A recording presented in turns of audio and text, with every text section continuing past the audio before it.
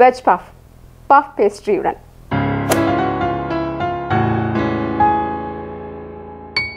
Hi, hello, வணக்கம். Dosa pizza உங்களை அன்புடன் வரவேற்கிறது. நான் கான்ஸ்டன்ட் ஜெயக்குமார். சுவையான வெஜ் பஃப் பேஸ்ட்ரியோட எப்படி பண்ணுறதுன்னு பார்க்க போகிறோம். கருத்து கணிப்பில் பங்கேற்று எல்லோரும் நிறைய பேர் அதிகபட்சமான ஓட்டுகள் குவிந்தது வெஜ் பஃப்ஸ்க்கு. நீங்கள் அத்தனை பேரும் இதில் கலந்துக்கிட்டு உங்களுடைய கருத்துக்களை எங்ககிட்ட தெரிவித்து உங்களுடைய நேரத்தை எங்களுக்காக செலவு பண்ணி உங்களுடைய கமெண்ட்ஸ் செக்ஷனில் போய் எல்லோரும் அதில் போய் இது வேணும் நீங்கள் சொன்னது எங்களுக்கு ரொம்ப உற்சாகத்தையும் ஆர்வத்தையும் கொடுத்தது. இதை மேலும் மேலும் செய்யணும், நிறையா அவங்களுக்கு பிடிச்ச மாதிரி செய்யணும் அப்படின்றது. அதனால் நிச்சயமாக அவங்க அனைவருக்கும் நாங்கள் எங்களுடைய நன்றியை தெரிவிச்சுக்கிறோம். வெஜ் பஃப்னா நம்மளை சமாதானப்படுத்திக்கிற மாதிரி இதை ஏதாவது ஒரு மாவுலையோ அல்லது சப்பாத்தி மாதிரியோ செய்து இதெல்லாம் சமோசா மாதிரி செய்ய போகிறதில்ல. முழுக்க பஃப் கடையில் வாங்கினா எப்படி இருக்கும், நேராக அப்படி இதழ்களாக இருந்து உடைந்து முறுமுறு வாயில் கரையிற மாதிரி ஒரு பஃப் எப்படி செய்கிறதுன்னு பார்க்க போகிறோம். இந்த வெஜ் பஃப் இது பாரம்பரியமாக ஃப்ரெஞ்ச் பேஸ்ட்ரி, ஃப்ரெஞ்ச் பேக்கரிஸில் செய்யக்கூடிய ஒரு முறையை தான் நம்ம இன்றைக்கி தோசா பீஸாவில் பார்க்க போகிறோம். இந்த வெஜ் பஃப்பை நம்ம எப்படி பண்ண போகிறோம்னா, பஃப் பேஸ்ட்ரி முதற்கொண்டு பார்த்துக்கிட்டே இதை பண்ண போகிறோம். அதாவது சுலபமாக இருக்கும். ஆனால் நீங்கள் பார்த்தீங்கன்னா வேலை ரொம்ப குறைவு தான், நேரம் கொஞ்சம் அதிகமாக எடுத்துக்கும். ஆனால் நம்ம கொஞ்சம் திட்டமிட்டு செஞ்சோன்னா ரொம்ப சுவையான இந்த வெஜ் பஃப்பை வீட்டில் இதுக்கப்புறம் நீங்கள் கடைக்கு போய் சாப்பிடவே மாட்டீங்க, அந்த மாதிரி தயாரிக்க போகிறோம். பாருங்கள், ஃப்ரெஞ்ச் பேக்கரி ஸ்டைல் அல்லது இங்கே நம்மளோட பேக்கரியிலலாம் கிடைக்குது இல்லைங்களா, அந்த மாதிரி ஒரு ஃப்ரெஞ்ச் ஸ்டைல் தான் இந்த பேஸ்ட்ரி பண்ணுறது. 1/4 கிலோ வெண்ணெய் எடுத்துக்கலாம், 50 கிராம் மைதா மாவு போட்டுக்கிறோம். இந்த மைதா மாவையும் வெண்ணெயையும் மட்டுமே இப்படி கலந்து வைக்க போகிறோம்.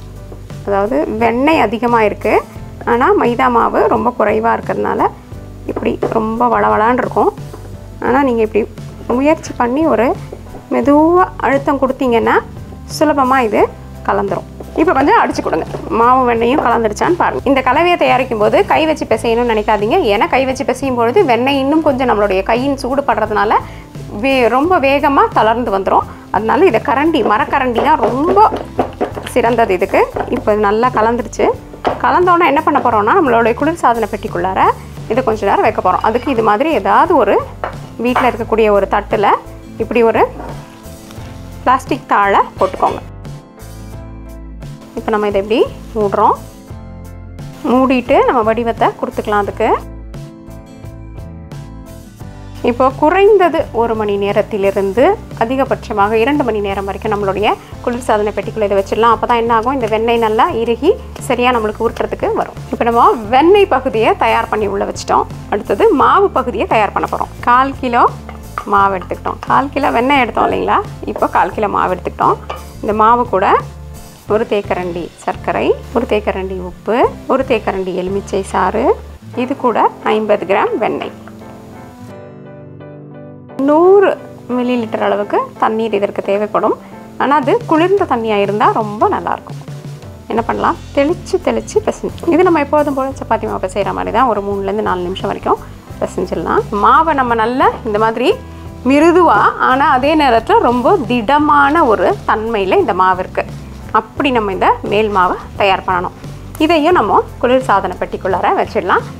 அதே மாதிரி தான், கொஞ்சம் நல்லா இறுக்கமாக தான் பார்த்துக்கோங்க. 1-2 மணி நேரம் வரைக்கும் உள்ளே இருக்குது. இப்போ அதை நம்ம குளிர்சாதன பெட்டிக்குள்ளே வச்சிடலாம். இப்போ 2 மணி நேரம் ஆகிடுச்சு.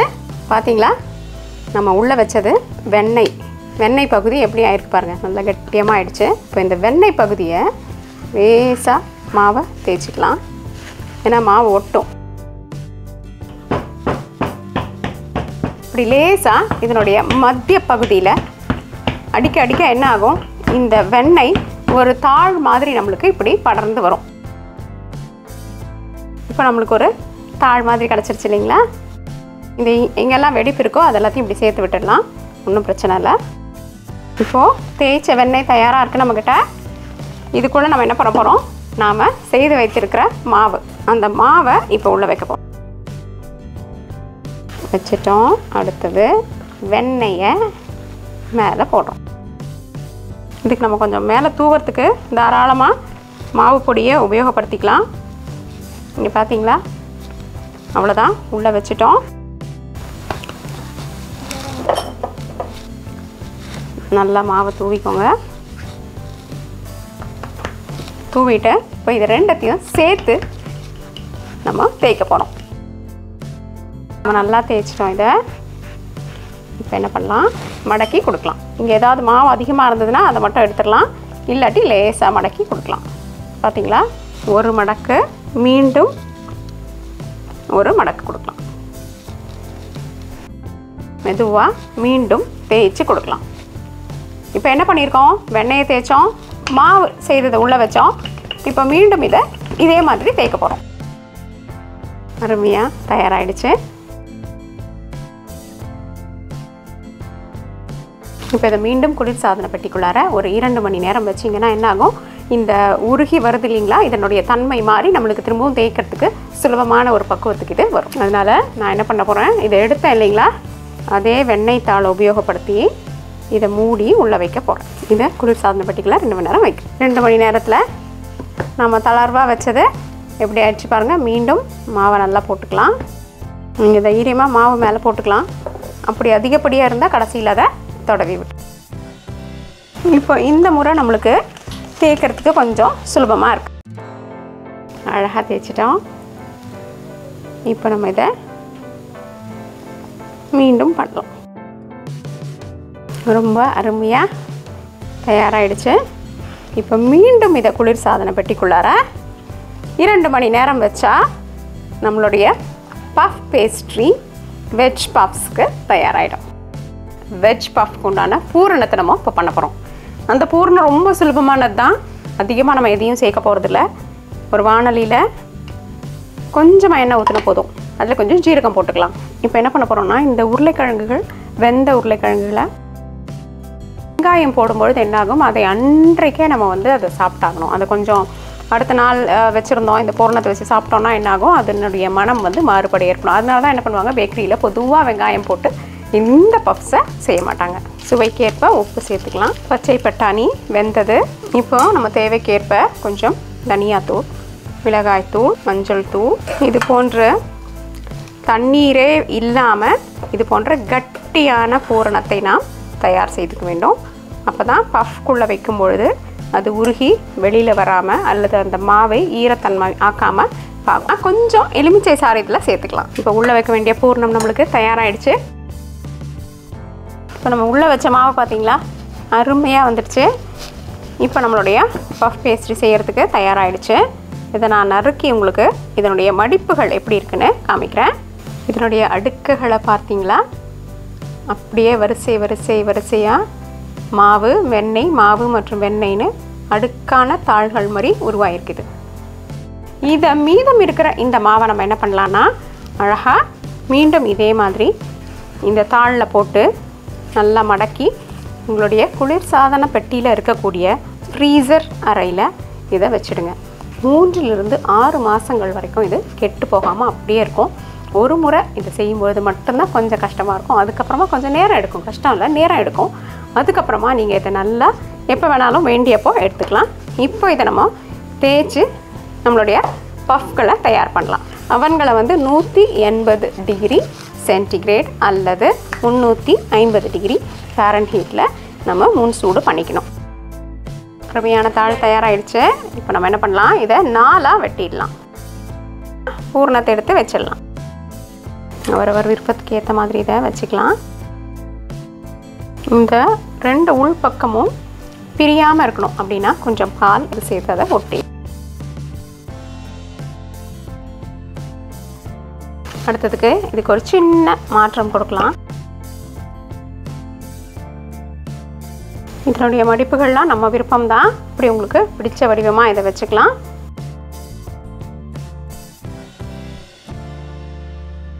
பொழுது வெயில் அதிகமாக இருக்கும்பொழுது என்னாகும், நம்ம போட்டிருக்கிற வெண்ணெய் தேய்க்க ஆரம்பிக்க உருகிடும். அப்போ அதனுடைய மாற்றம் ஏற்படும். அதனால் நம்ம என்ன பண்ணலான்னா, இந்த பஃப்களை தயார் பண்ணிட்டோம்னா இதை எடுத்து இப்போதைக்கு ஒரு 10 நிமிஷத்துக்கு நம்மளுடைய குளிர்சாதன பெட்டியில் வச்சுட்டதுக்கப்புறம் என்ன ஆகும்னா, அது நல்லபடியாக சரியாக திருப்பியும் அதனுடைய உருவத்துக்கு வந்துடும், கெட்டியாகிடும், திடமான பக்குவத்துக்கு வந்துடும்.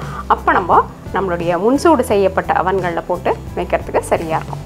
இது எதுக்கு இவ்வளோ தள்ளி வைக்கிறோன்னா பொதுவாக இதுக்கு கொஞ்சம் இடம் கொடுக்கணும். நல்லா அது மேலே எழும்பி வரும்பொழுது அதனுடைய பக்கவாடுகளில் அமுங்காமல் மற்றும் எந்த அதுக்கு தடங்களும் வராமல் இருக்கிறதுக்காக நம்ம இந்த மாதிரி இந்த வடிவம் செய்திருப்போம். என்ன பண்ணுறோன்னா சர்க்கரை கலந்த பாலை மேலே தடவுறோம்.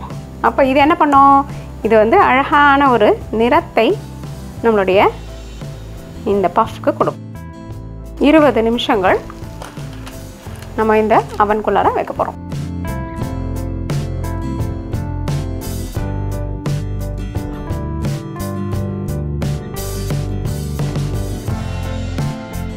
இப்போ நம்மளுக்கு 20 நிமிஷங்கள் ஆயிடுச்சு. நம்ம எப்படி நம்மளுடைய வெஜ் பஃப் பேஸ்ட்ரியில் வந்திருக்குன்னு பார்க்கலாம். எவ்வளோ அழகாக இருக்குது பார்த்தீங்களா? இப்போ இது கொஞ்சம் கூட நல்லா பளபளன்னு பார்க்குறதுக்கு இருக்கணும் அப்படின்னா லேசாக வெண்ணெய் அல்லது நெய் எடுத்து நம்ம இது மேலே தடவிக்கலாம். இது மேலே தடவும் பொழுது அந்த ஒரு மேல்புறம் வந்து ஒரு பளபளப்பாக நம்மளுக்கு தெரியும். ரொம்ப பார்க்குறதுக்கும் அழகான ஒரு நிறத்தில் அது தெரியும். இங்கே பாருங்கள் எத்தனை அடுக்குகள், இப்படியே நம்ம வச்ச அடுக்குகள் ஒவ்வொன்றும் மடக்கினதெல்லாம் மடக்கலாகவே தெரியுது. அப்பேற்பட்ட முறுமுறுப்பாக அடுக்கடுக்காக கடையில் கிடைக்கக்கூடிய பஃப் வீட்டில் தயாராகிடுச்சு. இதை உடச்சி பார்க்கலாம் எப்படி இருக்குன்னு. சத்தம் கேட்குதா உங்களுக்கு? நல்லா சூடாக இருக்குது, என்னால் உடைக்க கூட முடியல. என்ன நண்பர்களே, அருமையான பஃப்ஸ் பார்த்தீங்க இல்லையா? உடச்சும் காமிச்சோம், அருமையாக நம்ம வீட்லேயே பண்ணிட்டோம். கடைக்கெலாம் இனிமேல் போகவே வேண்டாம், பேக்கரியே வேண்டாம். சுவையான இந்த வெஜ் பஃப்ஸ் மற்றும் பஃப் பேஸ்ட்ரி செய்கிற முறை பார்த்தீங்க இல்லைங்களா? இதே மாதிரி நீங்களும் பின்பற்றி செய்தீங்கன்னா நிச்சயமாக சந்தேகம் இல்லாமல் தப்பே இல்லாமல் நம்ம வீட்லேயும் வெஜ் பஃப் தயார் பண்ணலாம். தோசா டு பீட்சா என்றென்றும் உங்கள் நாவிற்கும் வயிற்றிற்கும் நல்லதொரு சுவை. இந்த வீடியோ உங்களுக்கு பிடிச்சிருந்தா லைக் ப்ரெஸ் பண்ணுங்கள். தோசா டு பீட்சாக்கு மறக்காமல் சப்ஸ்கிரைப் பண்ணுங்கள். மற்றும் இந்த காணொலிகளை தொடர்ந்து பார்த்துக்கிட்டே இருங்க.